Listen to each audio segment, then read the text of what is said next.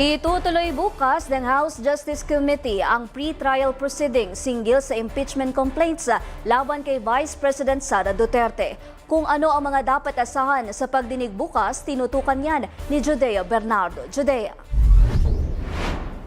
Joanna, inaasahang tutulak na ang panibagong deliberasyon ng House Justice Panel kaugnay ng impeachment complaints na inihain laban kay Vice President Sara Duterte bukas.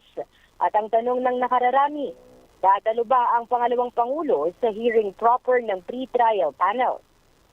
Ito ang inamin ni Committee Chair at Batangas Representative Jervil Beatrix Luistro sa magiging takbo ng mini-hearing bukas, Miyerkules.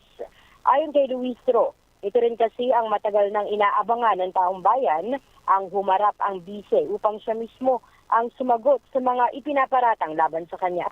Pagdating naman sa teknikalidad at base sa impeachment rules, sinabi ni Luistro na hindi pwedeng magpresenta ng mga ebidensya ang abogado ng respondent dahil ang layunin ng pagdinig ay bigyang daan ang mga prosecutor na mapag-aralan at ma-evaluate kung may probable cause ba ang isinampang reklamo. Ito ay pwede mong ihalin tulad sa isang preliminary investigation sa ordinaryong criminal case. No?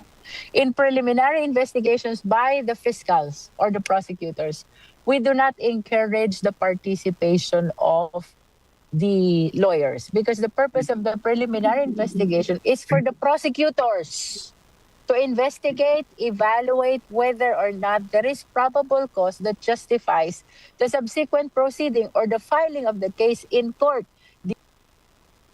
Dagdag pa ni Luistro, posibleng hindi matapos sa isang araw ang presentasyon ng mga ebidensya dahil marami aniyang ebidensyang inihanda ang mga complainant. Matatandaang bukas na ang itinakdang pagdinig ng Justice Panel kung saan marami rin ang umaasa kung haharap ba ang umanong bagman ni VP Sara na si Ramil Madriaga.